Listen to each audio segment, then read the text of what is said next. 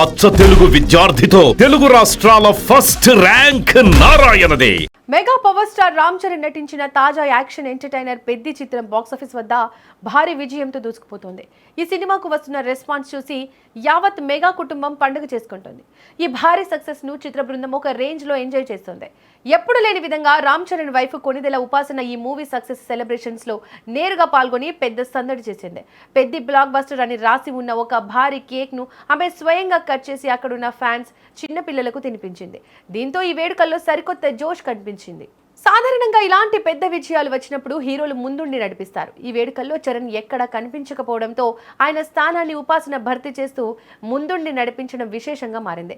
చరణ్ పనుల్లో బిజీగా ఉండడం వల్ల రాలేకపోయినట్టు తెలుస్తోంది. భర్త లేకపోయినా అభిమానులను అస్సలు నిరాశపరచకుండా ఉపాసన స్వయంగా రంగంలోకి దిగింది. ఈ వేడుకల్లో మరో ప్రధాన హైలైట్ ఏమిటంటే ఉపాసనకు వచ్చిన లేడీ ఫ్యాన్స్ అందరూ ఘన స్వాగతం పలికారు. సినిమాకు వస్తున్న భారీ రెస్పాన్స్ చూసి మురిసిపోతూ ఉపాసన అండ్ టీంకు ఎలాంటి దిష్టి తగలకుండా గుమ్మడికాయలతో సాంప్రదాయబద్ధంగా దిష్టి తీశారు.